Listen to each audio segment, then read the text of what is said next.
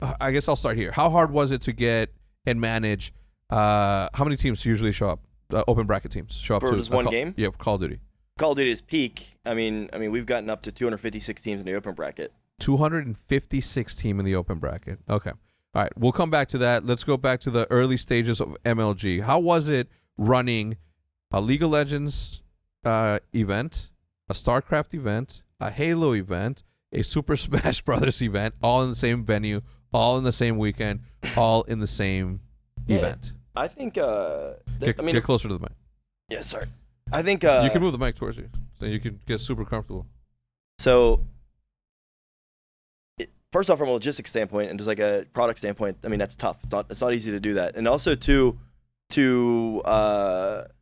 have all this done well at our bar of quality isn't. There's a lot of people out now that try to do the multi-stage events, and it's not what we used to do. It really isn't. It's that they have like we'll have a premiere stage, and then there's like an F stage after that, and but I do think the general theme of it is the right way to go about it. And like we used to, now I am kind of gonna speak both out of both sides of my mouth here and say that we did have a main stage back in the day. We did later though try to have like more equal stages across the board, have them all kind of be similar production quality. But back in the day, especially when Halo had the bowl, that was the main stage. And what we found was that there was a certain like anointing process that happened. Like when Halo was there, and then it got usurped by StarCraft, and StarCraft, it was like this natural like ascension process, and then Halo, when it kind of was in that part of its life cycle, stepped down on terms of production value. League of Legends then usurped StarCraft.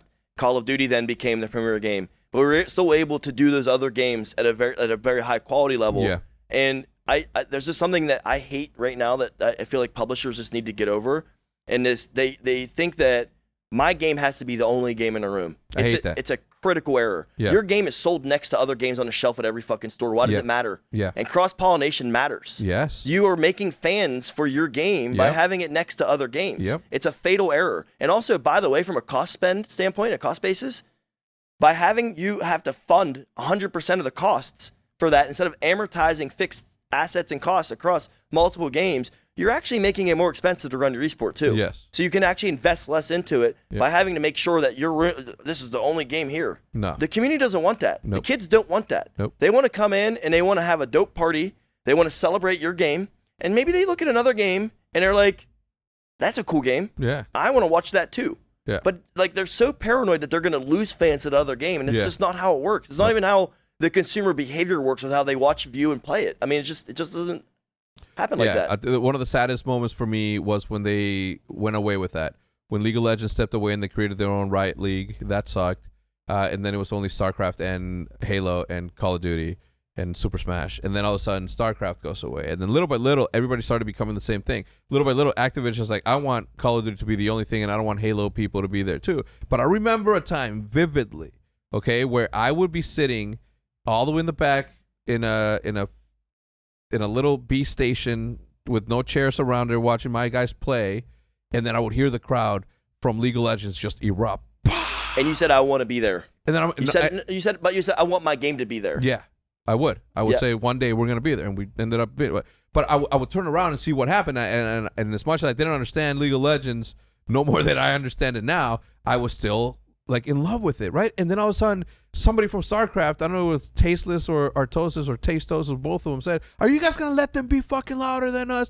And then the StarCraft crowd just said, "Pah!" And then here comes Puckett and whoever from Halo saying, "Do you hear that? You guys are weak. You guys aren't loud." And then, pah! And I was like, "Oh my God, can't wait for Call of Duty to be up there. We're gonna be the loudest in the same room. We're gonna be the loudest." And we never got the opportunity to be the loudest in that room because of that happened. And what would happen, and people wouldn't get this, is that in between matches, when the League of Legends thing match ended and there was like a 20-minute interim, people would go to the next one, and then from there, or would keep walking and skip to the next one. And hit the sponsor booths. And hit the sponsor booths, get the free flips and the free Dr. Peps and the, like all of the above, right? And go do the push-ups for a backpack at the U.S. Army. And I mean, you name it, and like see the sort of different opportunities that have been there. And I just never understood why people didn't want that. And I get it. Like when Riot came out and said, none of our professional players are going to be able to play any other games or stream any other games. And then people to come in. I just don't understand when Riot came on and said, you know, our pro players cannot play any other games besides, they can't stream any other game, they can't play any other game. This is what they do. And then the backlash that they received from the community was whack, right? Because you can, like, I know professional athletes that play football that also play basketball and also play baseball just for fun. It's athleticism, it's sports, it's competition. Like you can't just stop people from doing that. And the most moronic thing that I ever thought was like, well, if they play another game, are their fans are gonna go watch that? I'm like, that's not how things work.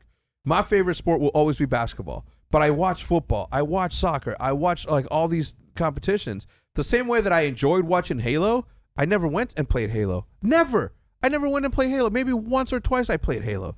I'm a Call of Duty person, but I went and watched Halo. I was in love with the personalities, the pistolas, the was it Lunchbox and Roy? Was it Lunchbox and Roy? Yep. Yeah, Lunchbox and Roy.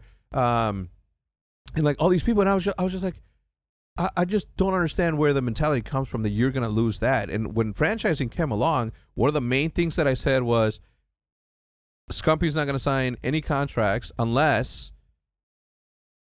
you guys have it in paper that he can play any game that he wants, okay? Yep. Because we came from Call of Duty, but we transcended because of Minecraft. We became what we became because we played Minecraft also.